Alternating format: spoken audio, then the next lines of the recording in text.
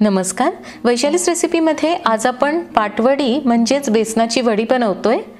तर यासाठी इथे मी एक मोठी वाटी भरून बेसन घेतलं आहे। वजनामध्ये हे 125 ग्रॅम आहे आणि या बेसनाला मी चाळून घेतलंय। तर हे बेसन आता आपण एका भांड्यात घालूया आणि यामध्ये आता पाणी घालायचंय। तर 1 वाटी बेसनासाठी आपल्याला 1.5 वाटी पाणी घालायचं आहे।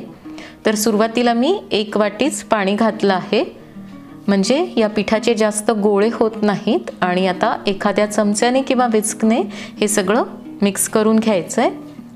तर ज्या वाटीने आपण बेसन घेऊ त्याच वाटीने आपल्याला पाणी घ्यायचंय। तर बरेच जण पाण्याला फोडणी देऊन नंतर त्यामध्ये बेसन घालून हटून घेतात, पण ही जी पद्धत आहे ती खूप सोपी आहे। खालीच असं पीठ पाण्यामध्ये कालवून घेतलं म्हणजे मग आपण फोडणीत घातल्यानंतर त्याचे जास्त गोळे होत नाहीत आणि वडी पण छान एकदम सुंदर तयार होते। आणखी अर्धी वाटी पाणी यामध्ये घालूया। तर 1 वाटी बेसनसाठी आपल्याला 1.5 वाटी पाणी घालायचंय आणि परत सगळं एकत्र करून घेऊया। चवीनुसार मीठ घालायचंय आणि अर्धा चमचा हळद घालूया। तर हे व्यवस्थित आता मी सगळं मिक्स करून घेतलंय। हे असं पीठ झालेलं आहे, तर अशीच पिठाची कन्सिस्टन्सी ठेवायची आहे। आता एक आपल्याला वाटण तयार करून घ्यायचंय। त्यासाठी मिक्सरच्या भांड्यात 5 ते 6 हिरव्या मिरच्या, 10 ते 12 लसणाच्या पाकळ्या घालायच्या आहेत। तर लसूण तुम्हाला चालत असेल किंवा आवडत असेल तरच घाला। अर्धा इंच आलं घातलंय, अर्धा चमचा ओवा आणि 1 चमचा जिरे घालायचेत आणि हे सगळं आता मिक्सरमधून बारीक वाटून घ्यायचंय। तर अशा पद्धतीने मी हे वाटून घेतलंय।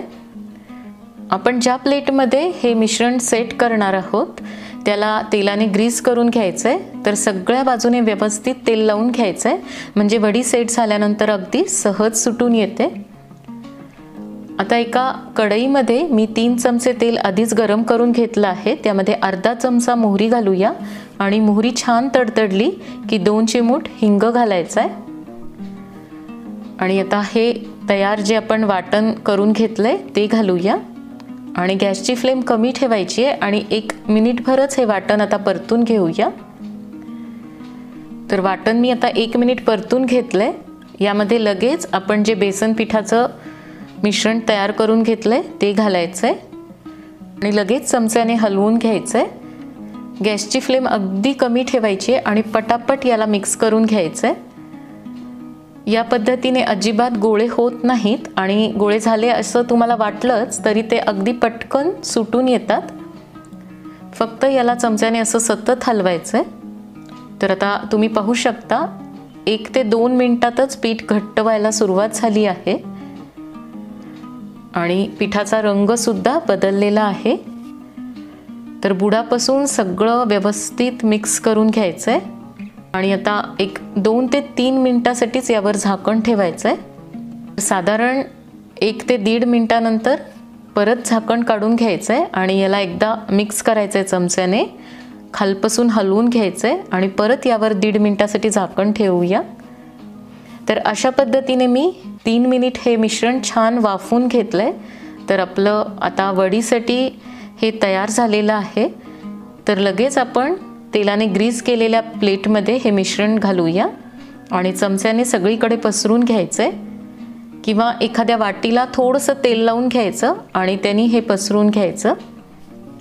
तर सगळीकडे मी एकसारखं हे पसरून घेतलंय आणि थोडंसं हे मिश्रण कोमट झाल्यानंतर लगेच याच्या वड्या कट करून घ्यायच्या आहेत। तर सुरीला थोडंसं तेल लावून घ्यायचं म्हणजे वड्या अगदी साफ निघतात आणि हव्या त्या आकारात या वड्या कट करून घ्यायच्या आहेत, चौकोनी किंवा डायमंड शेपमध्ये। तर मी डायमंड शेपमध्ये कट करून घेतल्या आहेत। यावरून आता भाजलेली थोडीशी खसखस घालायची आहे, ओलं खोबरं घालूया आणि थोडीशी कोथिंबीर पण घालायची आहे। आणि आता अलगद हाताने सुरीने ही मधून अशी वडी उचकून घ्यायची आहे। तर एकदम मस्त अशी वडी साफ निघाली आहे, तुम्ही पाहू शकता आणि खूप सुंदर अशी दिसतीये। तर या वड्या नुसत्या खायला सुद्धा एकदम मस्त लागतात। बरेच जण पितृपक्षात या वड्या बनवतात किंवा तुम्ही इतर वेळेस सुद्धा या नुसत्या खाण्यासाठी बनवू शकता। आजची आपली रेसिपी आहे झटपट होणारी तांदूळाची खीर। तर लगेच आता बनवायला सुरुवात करूया। इथे मी अर्धा लिटर म्हशीचं दूध घेतलं आहे आणि याला आधी तापवून घेतलं. आता परत याला एक उकळी काढायची आहे आणि हे मी 2 टेबलस्पून तांदूळ घेऊन त्याला 2 पाण्याने स्वच्छ धुवून घेतलं आणि नंतर अर्धा तास पाण्यात भिजवत ठेवलं होतं. तर यासाठी तुम्ही कुठलेही तांदूळ वापरू शकता. आता हे तांदूळ आपल्याला एका मिक्सरच्या भांड्यात घालून मिक्सरमधून फिरवून घ्यायचे. याला फार बारीक करायचं नाही, गरजेपुरतं पाणी घालून थोडंसं जाडसर वाटून घ्यायचंय. तर तांदूळ मी मिक्सरमधून फिरवून घेतलेत, असे थोडेसे जाडसर वाटून घेतलेत. दुधाला पण आपल्या छान उकळी आली आहे. तर आता गॅस कमी करूया आणि यामध्ये मिक्सरमधून फिरवलेले तांदूळ घालायचे. तर हे सगळे तांदूळ आपण यामध्ये घालूया.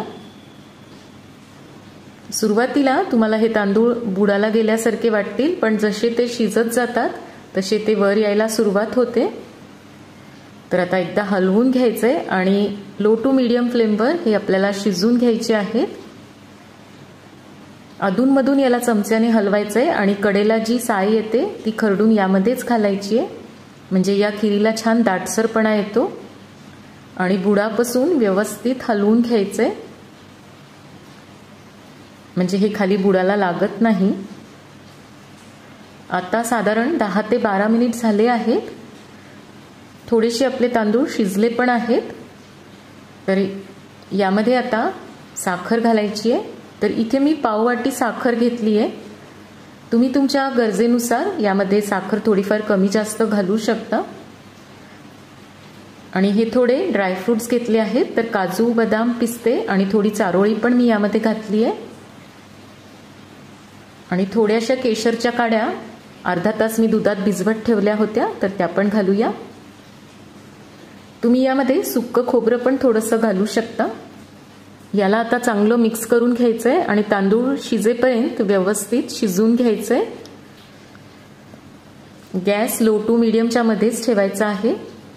आता यामध्ये शेवटी अर्धा चमचा वेलची पूड घालूया. आणि वेलची पूड नेहमी शेवटी घालायची, म्हणजे खिरीमध्ये त्याचा स्वाद छान टिकून राहतो. आता साधारण 15 मिनिट झाली आहेत.